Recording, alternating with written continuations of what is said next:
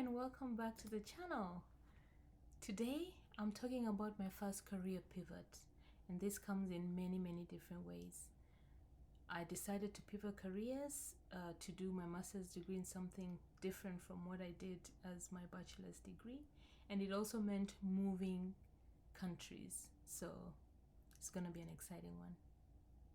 I remember landing in London for the first time.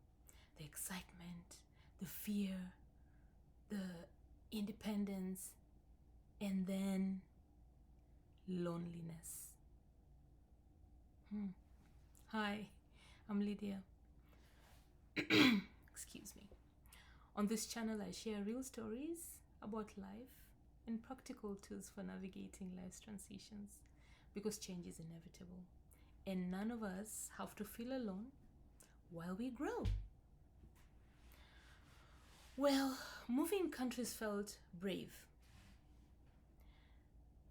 Changing or pivoting careers felt even braver. Remember, I talked about why I chose my career, which was law, from my experience and wanting to protect children from abuse.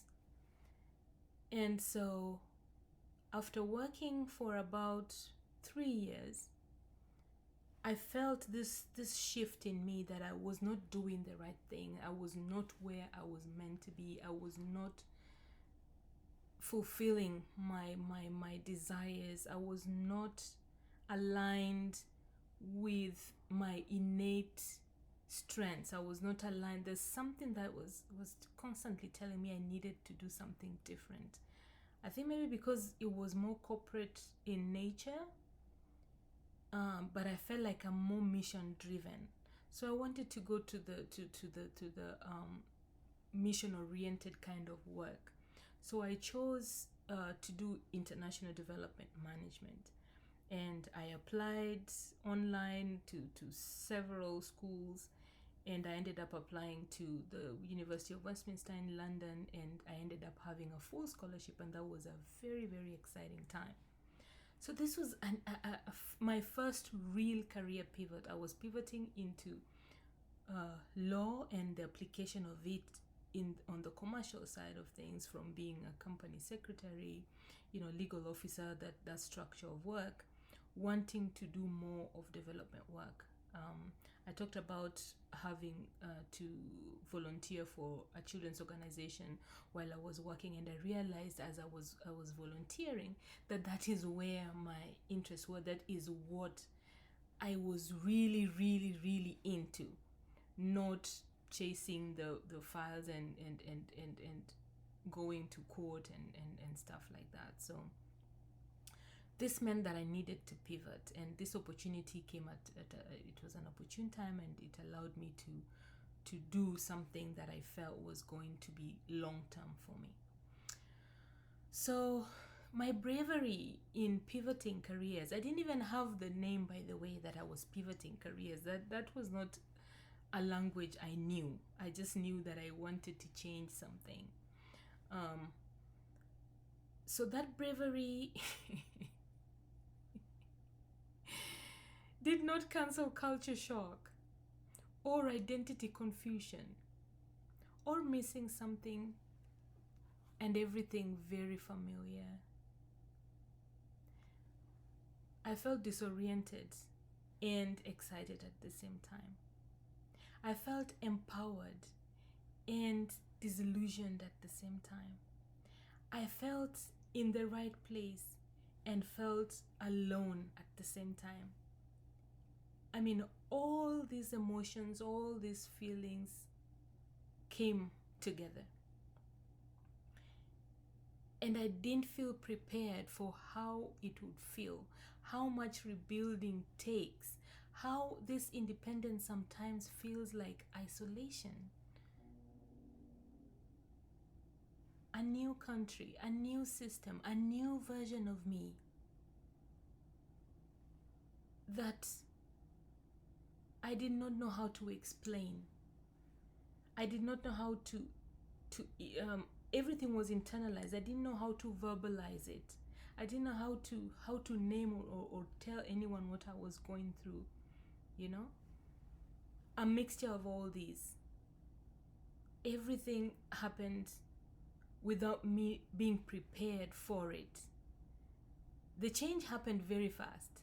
New country, new everything. I'm already in a new school. I'm already doing the things I want to do. But internally, the food that I love, I can't find it. The people that I'm used to talking to, they are nowhere. The culture that I'm used to, attending weddings and parties, even uninvited sometimes, is not there anymore. The weather that I'm used to is not there anymore. What I realize is geography changes very fast, but identity takes time. I was in London in my physicality, but I was in Kenya in my mentality. And these two needed to come together. It was not such of a difficulty after maybe 4 or 5 months, because I then established some relationships, and there was actually one person that I still to date call an angel, Esther. She just took me under her wings. A Kenyan like me, same community. She is a Luo like me, and became like a mother to me. Almost all my Saturdays were spent with her, Saturday and Sunday weekends, because she felt like home. When I was with her, I ate the chapatis that I love. I ate mandazi. We cooked. We laughed. We just enjoyed each other's company. We went to the market. She introduced me to the places that I could buy some of the things that felt like my usual food, because she had been there for years, and so she knew the corners. She knew where to buy the inexpensive stuff, because as a student, you don't have so much money, particularly the stipend is not that much, so yeah, she was home. She felt like home to me. To date, whenever I go to London, I cannot help myself, but I have to just go visit her. Esther, wherever you are, God bless you. I'm loving our friendship. Thank you so much. Now, if you're in transition, I want to tell you, loneliness doesn't mean you made the wrong decision. It just means you're expanding. And my horizons expanded so much after that, and I'm grateful for that. But now I realize that those are some transitions that, if you're not careful, they can change certain things in you and about you in a way that you might not be able to recover well. I'll tell you about the story about my other transition into a different country again. I mean, coming into America, that didn't go well and ended up with me being depressed. So it's good to support yourself in this. Loneliness, of course, doesn't mean that you made the wrong choice. Of course, you're expanding, but please equip yourself. And if you're supporting someone who is moving, is yet to move, or has moved and in a new place, check in deeper. Check in with them. Don't just say, how is it going? Ask a few more things. How is your identity like? Do you feel grounded?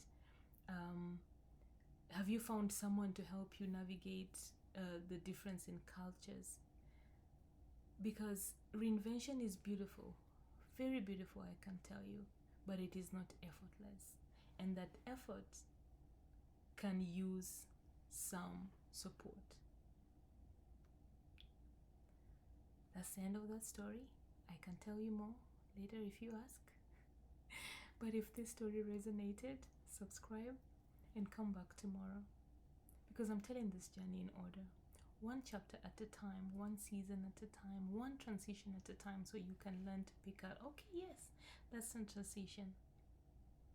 You never know, the next piece might be the one you need most. See you in the next one.